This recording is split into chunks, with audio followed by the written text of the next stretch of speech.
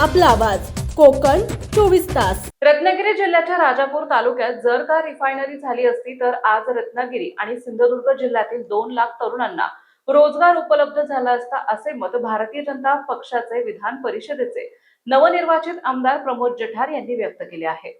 माझं असं म्हणणं आहे, बघा मी काय माझं मोठेपण सरकारचं सांगत नाही, पण जगातल्या अनेक देशामध्ये लॉकडाऊन होण्याची परिस्थिती आली। प्रचंड महागाई वाढलेली आहे, लोक 4-4 दिवसाचा आठवडा केला आहे, अनेक देशांचे कंबरडे मोडले। एवढं असूनसुद्धा आपला देश मोदी साहेब आणि त्यांची सगळी मंडळी कंट्रोलमध्ये ठेवण्याचा प्रयत्न करत आहेत। बाबा हे काय मॅनमेड आपण केलेलं संकट नाही, हे ओढवलेलं आहे ह्या इतर देशांच्या वादातनं, बरोबर आहे। म्हणजे आता या विषयात मी बोलू नये, पण पुन्हा सतीशराव ते पहिले काय म्हणतात, पहिल्या पानावर पुन्हा आणायला लावता। जर रिफायनरी झाली असती तर इथे लाखो सिलेंडर गॅसचे इथेच भरले गेले असते। 2 लाख पोरांना रोजगाराचा प्रश्न इथेच मिळाला असता। 2017ला आणला आपण।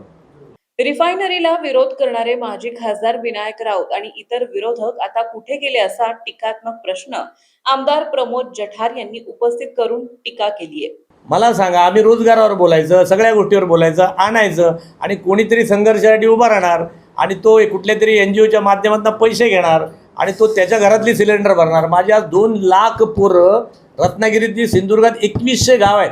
माझा जीव तुटतोय की या 2100 गावातल्या 2 लाख पोरांना रोजगार मिळाला असता तर ते गावात टिकले असते, घरं 80% पुन्हा उघडली असती, गावातल्या शाळेत पोरं दिसली असती, मास्तर राहिले असते, तुमची इकॉनॉमी सुधार। मी इकॉनॉमिक्सचा स्टुडंट आहे बाळा, शाळेत गेलो नाही म्हणून आमदार नाही झालो आहे। आता ऐक ना, आता याला जर हे 6000 बाय प्रोडक्ट्स होते, 100 MSME चालल्या असत्या, 300 कोटी वेज बिल होतं महिन्याचं। माझं काय म्हणणं आहे, मी काय फार मोठा शाना नाही, माझं काय म्हणणं आहे, तुम्ही लोकांनी पण कधीतरी आत्मचिंतन, तुम्ही म्हणजे ज्याने आत्मचिंतन, आता कुठे गेले विनायक राऊत शोधा, आता कुठे आमचा तो बिचारा मित्र वालम, तू कुठल्या बिळात लपलाय? कुठे प्रकल्प आहेत? पर्यावरण प्रकल्प आणणार, आम्ही अमकं आणणार, काय केलं त्या वालमने? शेवटी माझा काही त्याच्यावर दोष नाही बाळा, त्याची जेवढी बुद्धी तेवढं त्याने केलं। माझं काही, मी कधीच कोणाला ब्लेम करत नाही, मी डिलीट बटन मारणारा सगळ्यात हुशार माणूस आहे की गेला सोडून द्या। पण सन 2014 साली मला खासदार विनायक राऊत यांनी शिवसेनेकडून रत्नागिरी सिंधुदुर्ग लोकसभा मतदारसंघातून निवडणूक लढवण्याची ऑफर दिली होती, परंतु आपण भाजपमध्येच राहणं पसंत केले, असा गौप्यस्फोट आमदार प्रमोद जठार यांनी चिपळूण येथे पत्रकारांशी बोलताना केला आहे। ना त्या यांचं विनायक राऊतांचं नुकसान झालं नाही साहेब, ना वालमचं नुकसान झालं, ना त्या आरामको कोण येणार होता त्याचं नुकसान झालं। त्याने एक पाकिस्तानमध्ये पण उघडली फॅक्टरी आणि एक आंध्राला पण उघडतोय ना दादा, त्याचं नुकसान झालं, ना रिलायन्सचं नुकसान झालं, कारण त्याच्याकडे आरामकोचं इन्व्हेस्टमेंट आहे। नुकसान झालं माझ्या कोकणातल्या आणि सिंधुदुर्ग रत्नागिरीतल्या पोराबाळांचं आहे। आम्हाला राईट, कोणाचंच नुकसान, कोणाच्या बापाचं काही केलं नाही, आम्ही मात्र नुकसानी झालो। बरं हे वारंवार का होतं? कुठला प्रकल्प आणावा? मग समुद्र मिळाला आहे। मी सतीशराव तुमच्या कार्यक्रमातच सांगितलं आहे की या कोकणाची जर विकासाची उंची कुठे लपली आहे, ते समुद्राच्या खोलीत लपली आहे। समजा ना, ता म्हटल्यावर ताकबात, आपण सगळ्यांनी कोणी माझ्या बाजूने उभे राहिले? काही लोक राहिलेत, विनायक राऊत साहेब आम्हीच दिले निवडून। मी 200 सभा घेतल्या होत्या, सीट उद्धव ठाकरेंनी मला, आता पश्चाताप होतो तेव्हा मला, मी आता तिच्या पार्टीत जाणार नव्हतो, पण मला सांगत होते 14ला खासदार तू हो। मी नको नाही म्हटलं, द्या ना, मी पार्टी सोडणार नाही। प्रत्यक्ष बोलून, घरी बोलून विनायक राऊतच घेऊन गेले, ते विचारते ना खोटं असेल तर, पण मी म्हटलं नको, आपली पार्टी सोडणं माझं काम नाही, तुम्ही व्हा। पण केलं काय? गोळाबेरीज काय? आज आम्ही 12 वर्षाचं सांगतो, मोदी साहेबांनी 12 वर्षात हे केलं, विनायक राऊतांनी सांगावं। मी त्यांच्यावर टीका नाही करत बाळवतो, मला कोणावर टीका करायची नाही, कारण आता आम्ही सत्तेत आहोत। पण काय म्हणतो आपण त्याला, काय म्हातारी मेल्याचं दुःख नाही, काळ तो सोकावला ना, सोकावलेल्या काळाला जबाबदार कोण? जो प्रकल्प येतोय ना रत्नागिरी साईडला, मग त्याला आता भारतीय जनता पार्टीची भूमिका मी सांगितलं परवाच सांगितलं, कोकणात केवळ आंबा आणि काजू आणि पर्यटनावर अर्थव्यवस्था मर्यादित आहे, त्या भागावर फक्त एक कुटुंब विकसित होईल, कोकण नाही, असे काही वेगळे मत आमदार प्रमोद जठार यांनी व्यक्त केले। अणुऊर्जा प्रकल्पावरून प्रमोद जठार यांच्या विधानामुळे आता वादाची शक्यता वर्तवली जात आहे। दोन्ही जिल्ह्याचे पालकमंत्री, मुख्यमंत्री साहेब आणि आम्हाला जे प्रमुख अध्यक्ष आहेत यांची लवकरच बैठक होईल.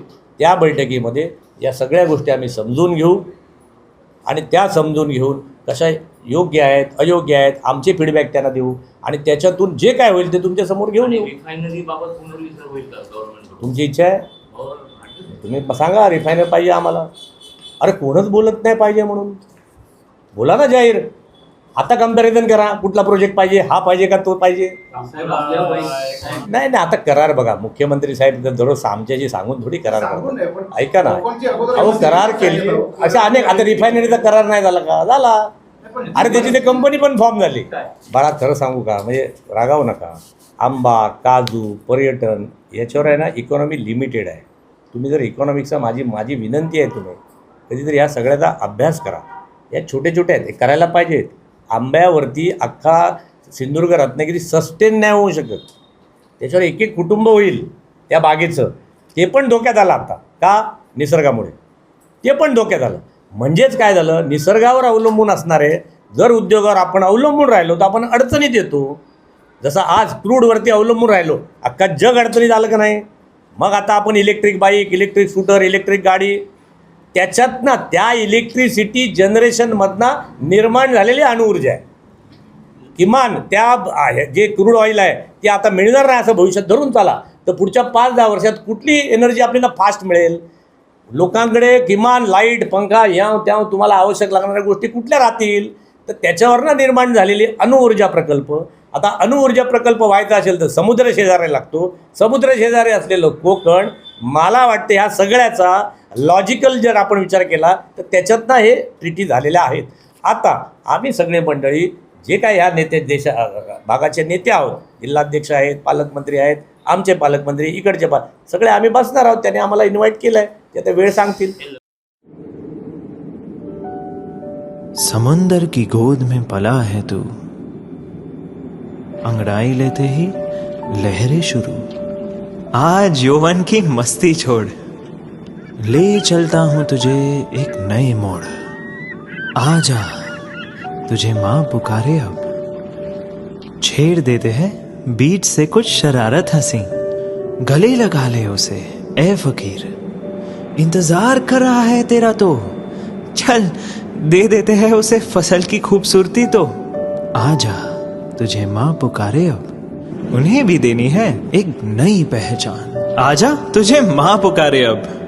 फिनोलेक्स पाइप्स पहुंचाए पानी को अपनी माँ के पास. महाराष्ट्रातील तसेच कोकणातील महत्त्वाच्या बातम्या पाहण्यासाठी कोकण 24 तास न्यूज चॅनलला यूट्यूबवर सबस्क्राईब करा आणि बेल आयकॉन प्रेस करा.